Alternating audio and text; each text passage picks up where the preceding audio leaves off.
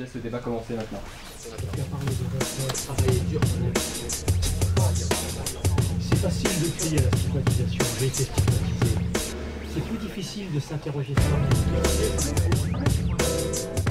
sur l'enjeu pour de stigmatiser certaines populations, c'est aussi pour la politique.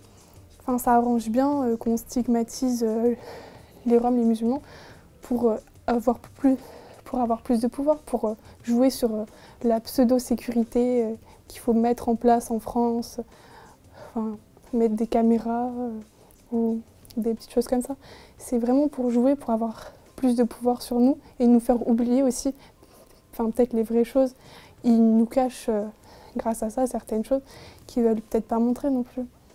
Certaines choses un peu plus graves, qui seraient plus importantes pour nous que certaines populations qui font soi-disant du mal à la France. En fait, c'est pour qu'eux soient supérieurs. Et si eux, ils sont supérieurs, ils vont commander, ils vont avoir le pouvoir. Prenons un exemple simple. Hitler. Hitler qui a mené une politique pour détruire un peuple, ce qu'on appelle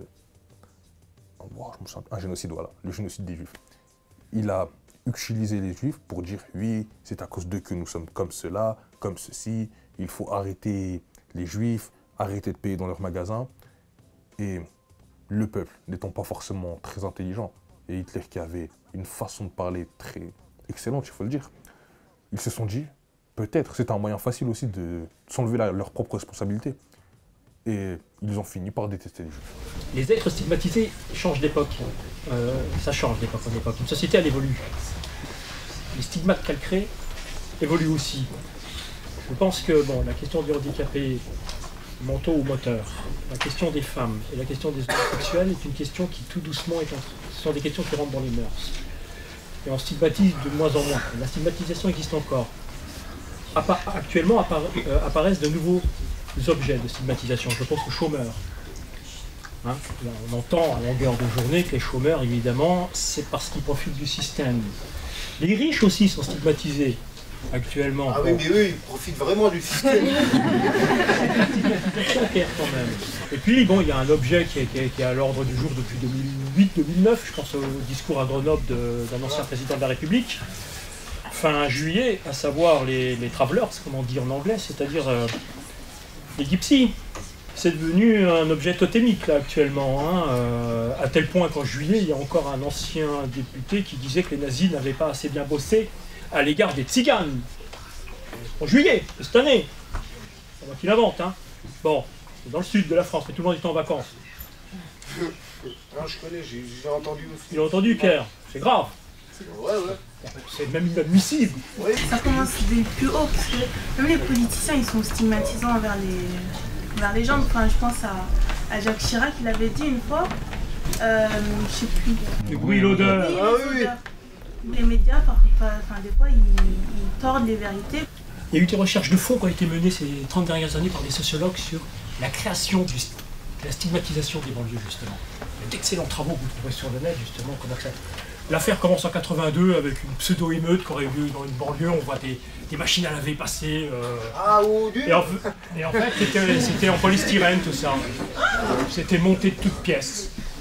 Et ça a été déconstruit quelques années après par des sociologues et des philosophes. Et on a commencé à s'interroger sur la création de la stigmatisation médiatique, effectivement, de la question des banlieues. Et donc je vous renvoie sur le net, il y a des articles de fond, vraiment de fond, sur ce dont vous parlez.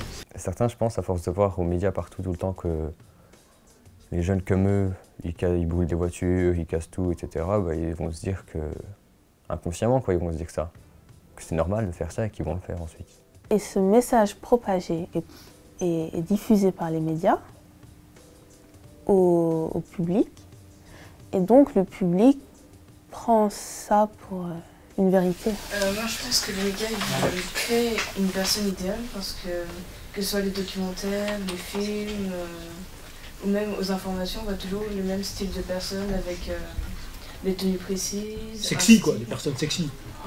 Même on voit toujours des personnes... En fait ça crée des idéaux et avec les médias on diffuse cette image et si on ne ressemble pas à cette image, on n'est pas dans la norme. De toute façon, Patrick Poivre-d'Arvor, que tout le monde connaît, disait « La télévision rend idiot ceux qui la regardent, pas ceux qui la font. » Les PDA. On voit toujours dans les médias soit des filles sexy, Nabila, sexy, ou alors sexy, moi je trouve presque à poil quoi. Des objets de consommation. Ou alors des gars presque à poil aussi. Des rappeurs qui prônent genre je deal, je casse les fenêtres, je nique l'État, pardonne de nous. Non mais le pire c'est que eux-mêmes sont bien payés. Par contre, on voit jamais à la télé des jeunes de banlieue qui ont une vie dure et qui ont réussi par exemple dans les études. Ah bah non, ça, on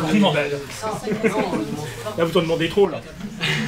Vous en demandez trop. Et les enfants ils voient dans ce genre de personnes un idéal, quelque chose à devenir. Je vais vendre du shit, donc après je vais faire du rap, après je vais niquer l'État. Justement ce qu'on attend d'eux, pour encore plus les pointer du doigt justement. Alors que s'il n'y aurait jamais personne qui ferait ça, on pourrait pointer du doigt une personne justement. Protocolaire, voilà. Le scénario a été écrit à l'avance. Donc je pense que la norme, elle est surtout mais Salim, pour en revenir, l'industrialisation. Elle est pour garder le pouvoir, enfin de stigmatisation pour garder le pouvoir. Il y a une question de pouvoir derrière la norme, évidemment. Stigmatiser, c'est tenter de renforcer le pouvoir dominant. La stigmatisation, c'est un outil de manipulation de masse. Bah, les gens ils stigmatisent pour avoir le pouvoir, pour faire passer leur mode de vie avant tout c'est des autres. Ils s'en servent comme un outil de division. Donc en fait les médias et la télé c'est de la manipulation et c'est fait pour être séparés parce que le jour où on est ensemble il y aura une révolution. De temps en temps il faut bousculer la société, il ne faut pas attendre que la société se mette aux normes parce qu'elle ne s'y mettra jamais. Apprendre, connaître, pour mieux comprendre, évaluer les choses.